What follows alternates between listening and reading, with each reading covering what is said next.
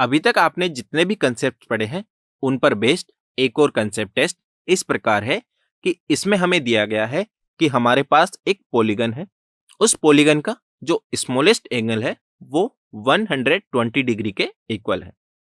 अब हमें दिया है कि यदि हम इस पॉलीगन के किन्हीं भी 2 कंसेक्यूटिव इंटीरियर एंगल्स का डिफरेंस फाइंड करें तो वह 5 डिग्री के इक्वल है। तब हमें इस पॉलीगन में कितनी साइड्स हैं वह हमें फाइंड करनी है। तो मैं चाहूंगा कि आप यहाँ इस वीडियो को 3 मिनट के लिए पॉज करें और इस क्वेश्चन को सॉल्व करने की कोशिश करें, फिर हम इसका सॉल्यूशन डिस्कस करेंगे। आई होप आप सभी ने इस क्वेश्चन को सॉल्व कर लिया होगा। तो चलिए अब हम इसको सॉल्व करते हैं। सिंस हमें गिवन है कि पॉलीगन का जो स्मॉलेस्ट एंगल है वो 120 डिग्री के इक्वल है और पॉलीगन के किन्हीं भी 2 कंसेक्यूटिव इंटीरियर एंगल्स का यदि हम डिफरेंस फाइंड करें तो वह हमें 5 डिग्री के इक्वल मिलेगा।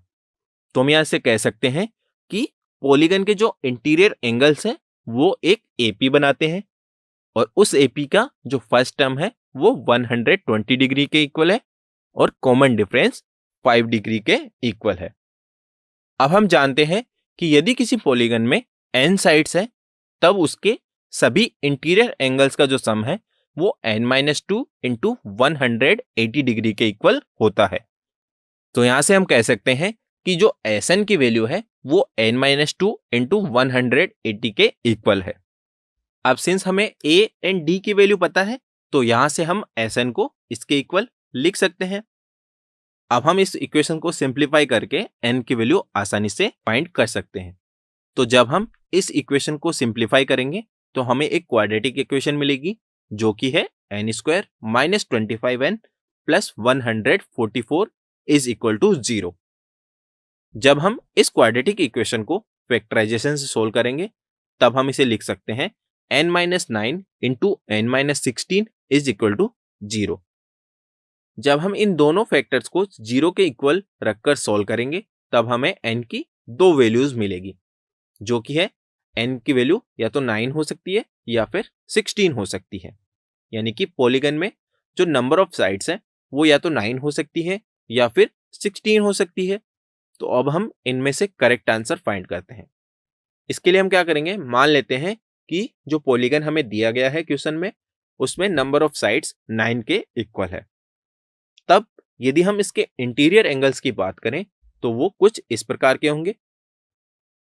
अब माना कि जो पॉलीगन है उसमें नंबर ऑफ साइड्स 16 के इक्वल है, तब पॉलीगन के जो इंटीरियर एंगल्स हैं वो कुछ इस प्रकार के होंगे।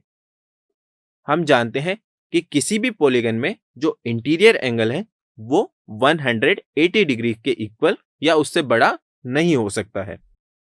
अब यदि हम n = 16 वाले पॉलीगन में देखें तो उसमें जो इंटीरियर एंगल्स है वो 180 डिग्री, 185 डिग्री, 190 डिग्री, 195 डिग्री के इक्वल है।